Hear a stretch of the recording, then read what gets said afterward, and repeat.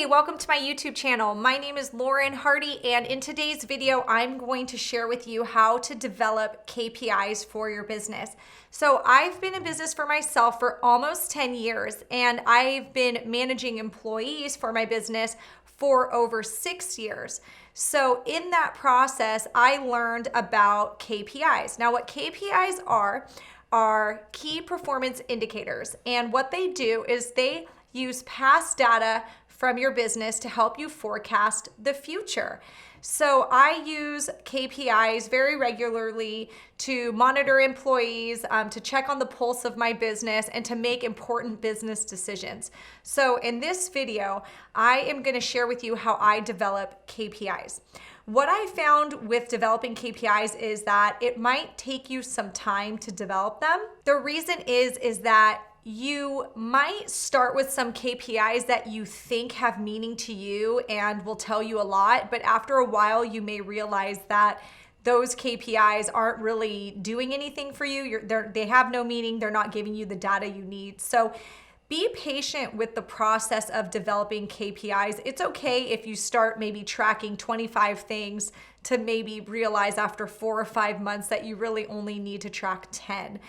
I would say at first, start tracking as much as you can and start figuring out what you can eliminate. So make sure you watch this video all the way to the end. I am going to use the example of my business being a real estate investor or a real estate wholesaler, and I'm going to talk about the KPIs that we specifically track. But if you don't happen to be in the real estate business, that's okay. I am still going to talk in very general terms because these issues with KPIs and what we track, it does very much apply to any business. So keep watching.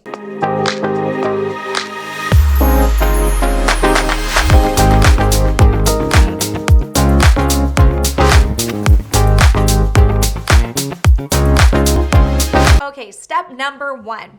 I want you to separate your business into departments or categories. Now, the departments that I separate my business into is, I think of it like sales, which I really think about sales as like my sales people. I have a business that's very sales intensive, so I have sales representatives or acquisition managers as we call them. So my categories are sales, marketing, and my financials. And within those 3 big categories, I have KPIs within each category. So I would start off by looking at your business this way and separating it by sales, marketing, and financials. The sales could be more of like your people that are selling your product. The marketing is what are you doing to generate customers? Or if you are in real estate and wholesaling, what are you doing to generate leads? And the financials, that's mainly your P&L, that's your revenue, and that's your expense KPIs. So start with looking at your business in that way. Now, step 2, the next exercise is start brain dumping everything you think you need to know about your business. So any KPI that you can think of, I want you to brain dump it. And the reason you need to do this is because you really need to see all of it on paper, and then I will give you the next step after that. So let me give you an example of things that I did in my business, that related to real estate investing and wholesaling as far as KPIs went. So I, put in like leads in, offers made, how many leads does it take to get a deal, how many leads does it take to get a contract, how many leads does it take to get an offer. I mean, go as micro as you possibly can with this. I want you to just write whatever you think you might want to see in your KPI dashboard, on a monthly basis. Write as much as you can possibly think of, because from there, you are going to start eliminating. Now, step number 3, I want you to start assigning meaning to every KPI that you put in that brain dump. So I want you to look at each individual KPI and tell me, what does this mean to you? What does this mean for your business? Okay, so with every KPI, look at it and go, what does, for example, leads per contract, what does that tell me about the health of my business? What does that tell me about my sales managers? get really, really in detail about what that means to you for every one of the categories in your brain dump. Step number 4, after you've assigned meaning to everything, I want you to look for redundancies in meaning. So go through that list and start seeing which ones are basically the same thing. What is a repeat? What tells you the same thing?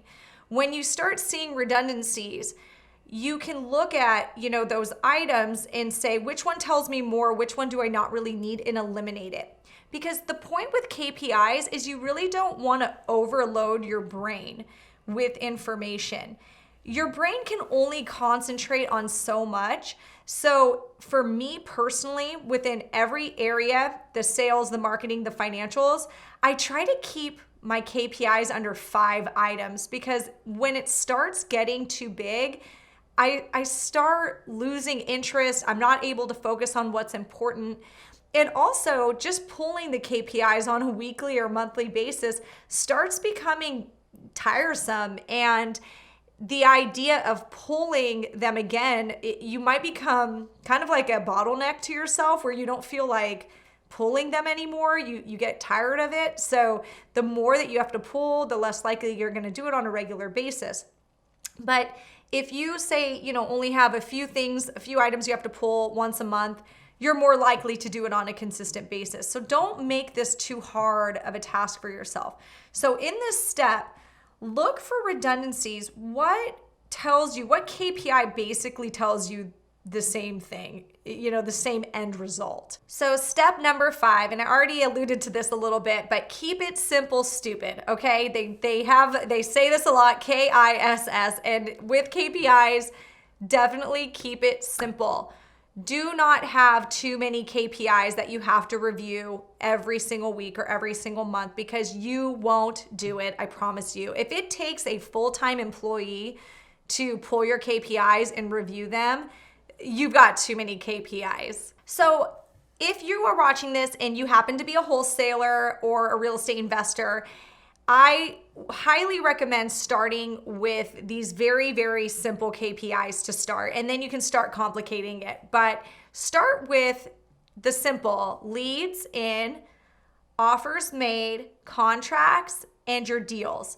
Those 4 items, if you are tracking them regularly, can tell you a lot about your business, and you can compare with other people. And I've noticed that industry-wide, these are the 4 things that most successful wholesalers are keeping track of. So for example, with this data, I can ask you, how many leads does it take to get one deal?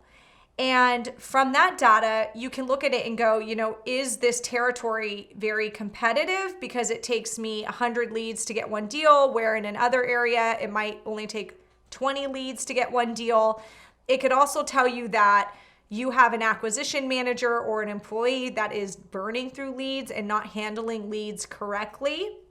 So this kind of information is very important. So I highly recommend just starting with the simple leads, offers made, contracts, and deals, so you can kind of figure out, how many leads does it take to get a contract? How many leads does it take to have one offer go out? So that's a very, very interesting one. If you have more than, say, 2 leads per one offer, that's telling me that you're not making enough offers and you're burning through, your seller leads. I see that all the time with, students of mine and even employees that I've hired before. They don't make enough offers because they overqualify sellers, and or they're kind of, maybe there's a little bit of laziness in there. They only want to go for the most motivated sellers, so they don't make offers to anybody who doesn't sound motivated. There's a lot that you can tell from that type of number. So in my business, leads, offers, contracts, deals, that's a really, really good starting point. And then from there, you can start complicating it if you wish. So that's it, guys. I hope you guys got a lot out of that one. If you did, please make sure to drop a comment below and subscribe to this channel.